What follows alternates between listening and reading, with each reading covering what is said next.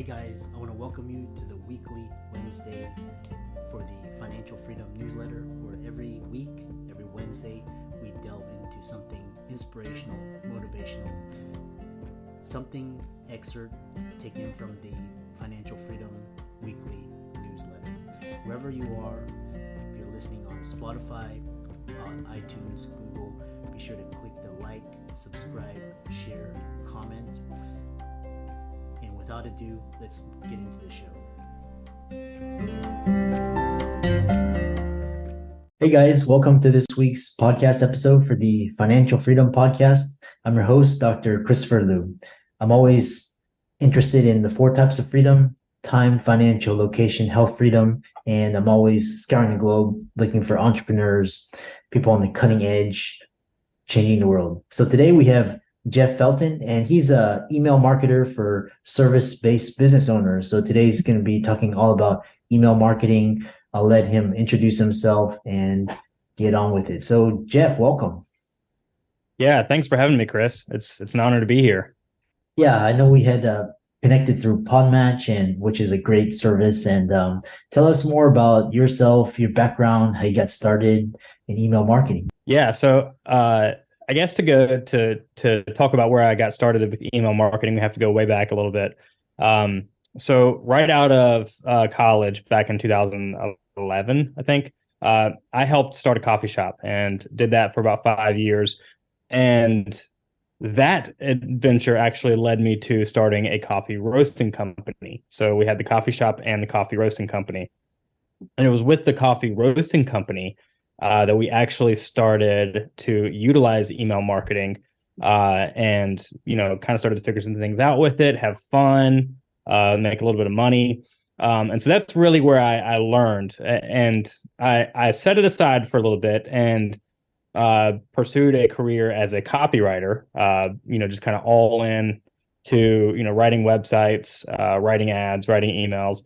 And then eventually back in 2021, circled back to really focus down specifically on email marketing. Yeah. It's a really great story because I think, like, for example, email marketing and like search engine, these are kind of like infrastructure, and then you have like social media, podcasting, YouTube.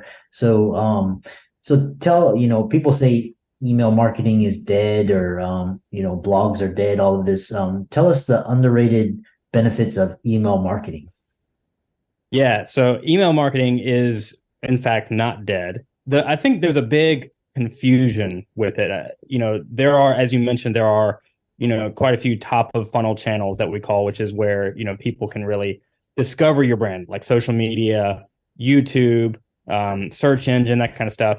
But then email marketing is more what we call middle of the funnel. So when somebody becomes aware of your brand, what's your plan to lead them to the next step in the journey? And email is a great tool to do that. So it's very underrated from that aspect. A couple of benefits that a lot of people don't talk about.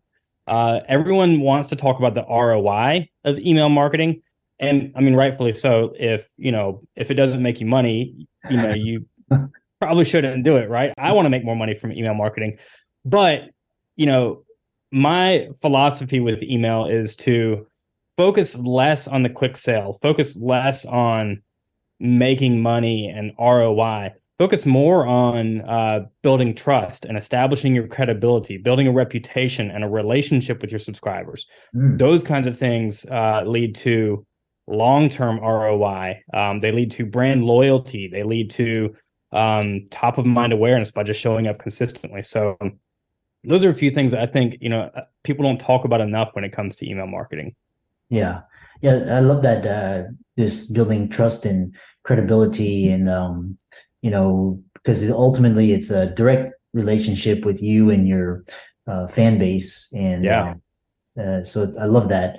What about, for example, a lot of people, for example, they have a huge following on like Twitter or Instagram, and then their account gets shut down, and they're like, "Oh man, I wish I had a list." Tell us more about that. Yeah. So, I run into a lot of people. I'm pretty active on Twitter. I run into a lot of people who have big followings followings there and aren't really setting up a newsletter or an email list or something like that.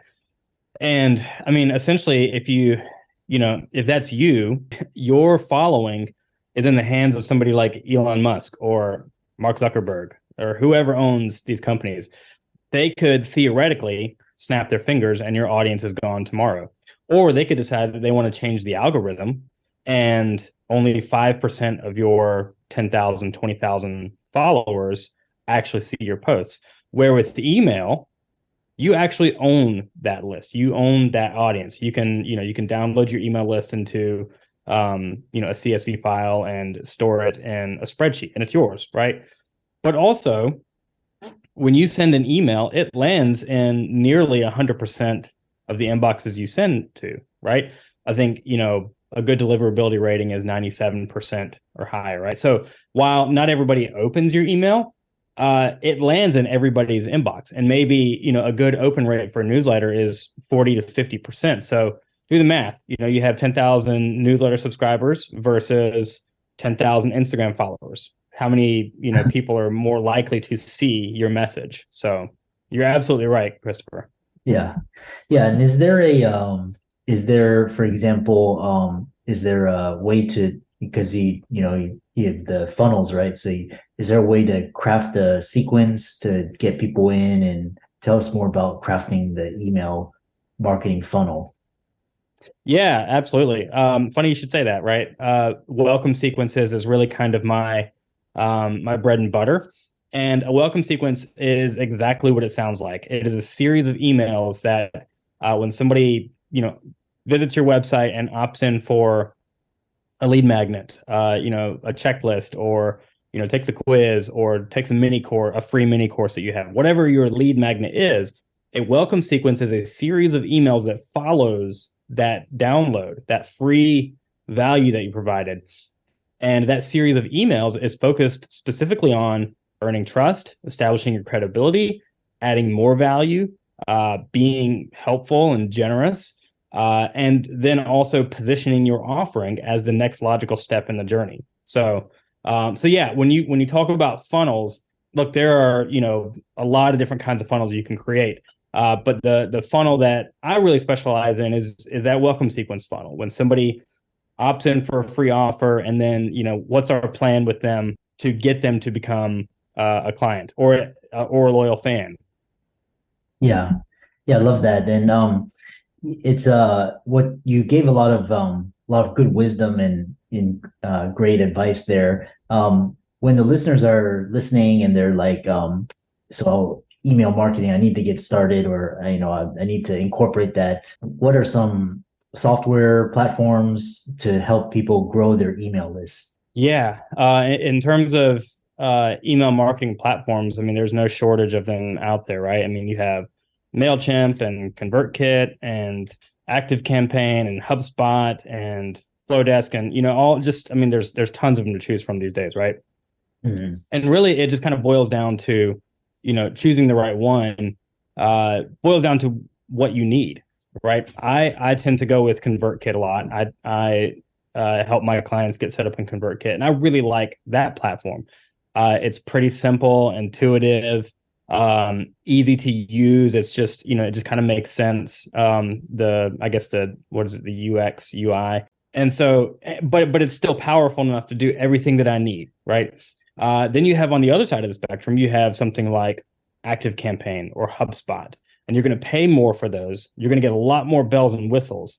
But for many service-based entrepreneurs who have a relatively simple business, just a handful of offerings, you don't really always need all those bells and whistles that everybody tells you need. And that's really kind of one of the hesitations I see a lot of people when they struggle to get started with email marketing, is because they hear about all these bells and whistles and automations and the tags and the segments and the A/B testing and all this kind of stuff, and they just they look at it and they're like, I don't even know where to begin, right? This is just too much. So if you have a little bit more of a complex business and you have a lot of service offerings, and you like doing all the testing and all that kind of stuff, then something like ActiveCampaign or HubSpot that is really, really, really powerful is gonna be a good option for you. But like I said, For most service-based brands that have a simple suite of offerings, ConvertKit will do just fine.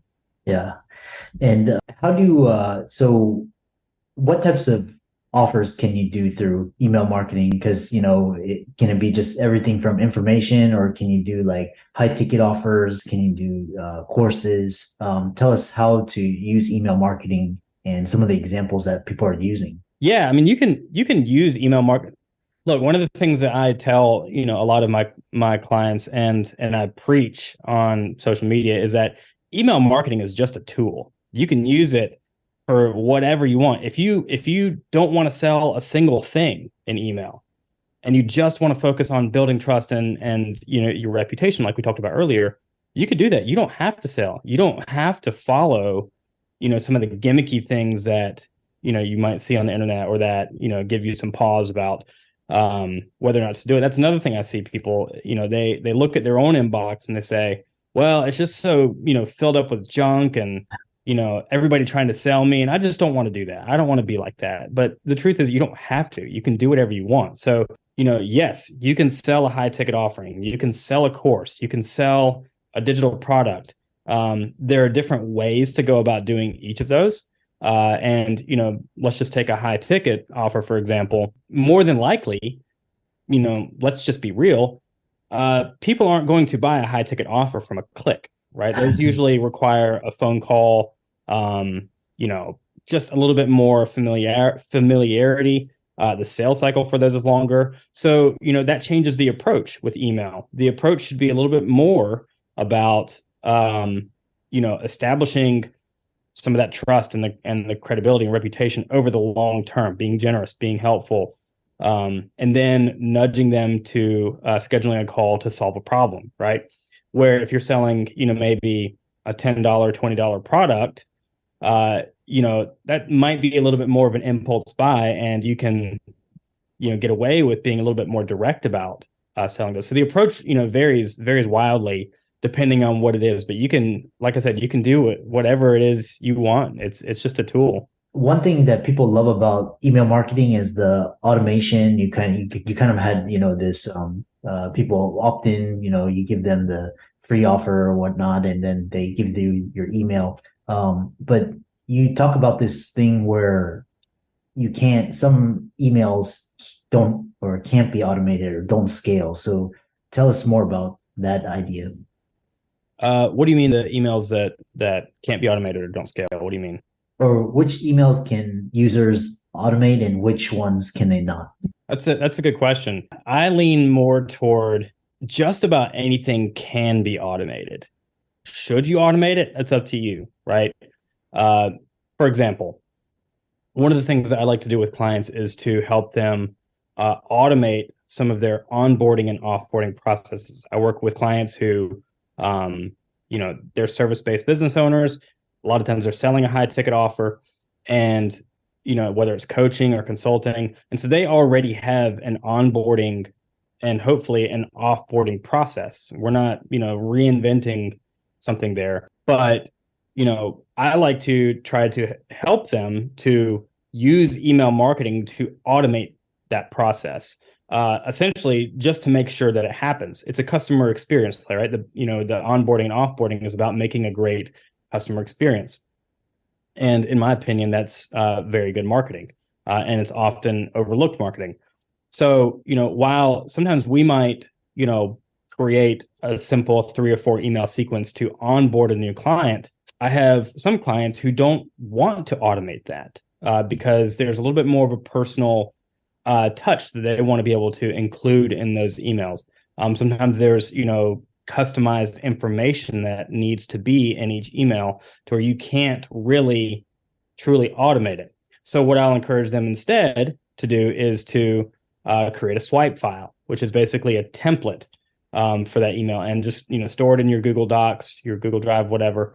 And then whenever you get ready to onboard a new client, copy that template and drop it into your email, fill in the blanks, and then it's ready to go. The whole point is to save you time and to ensure that this thing actually happens. Because what ends up happening if you don't have swipe files or automation set in place is that it doesn't happen because it's a mess. It's frustrating. You get caught up doing other stuff, and so that might slip through the cracks, and it really shouldn't. So again, yeah, it's again, you can automate just about anything, but should you?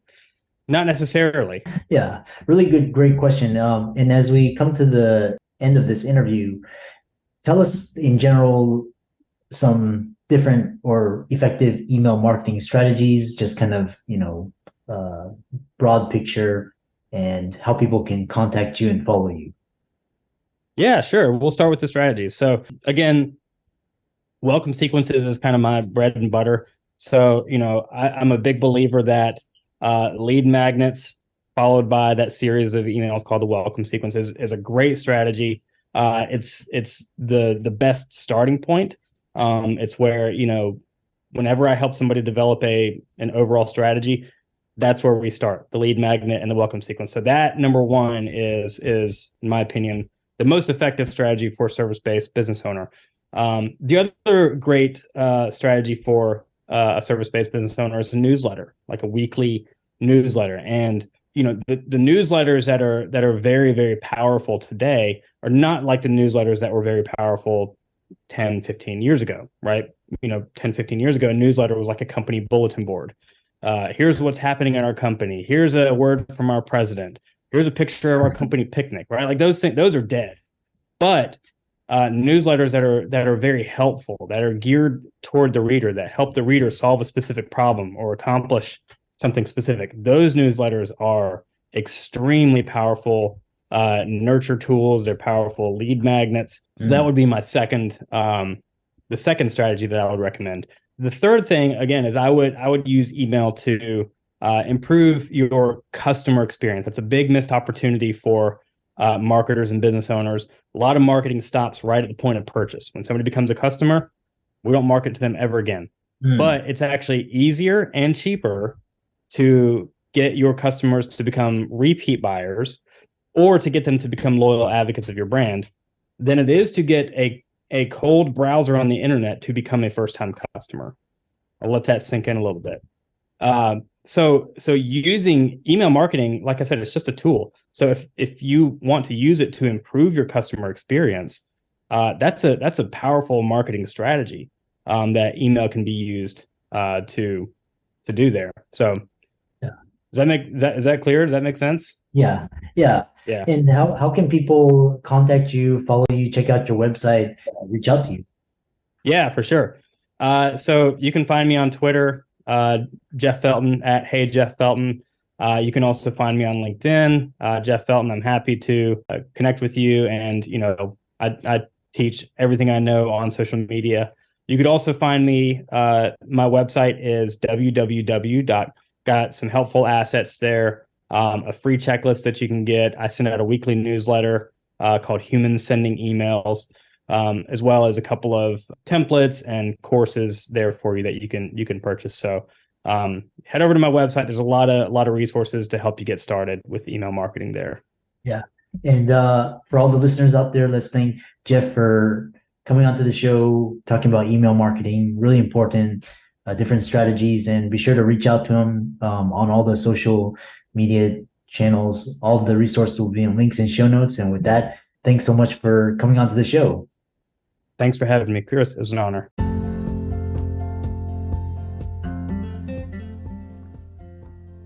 I hope you really enjoyed that wonderful, inspirational, motivational piece. Again, wherever you are listening, if you liked it, be sure to like, comment, share, subscribe.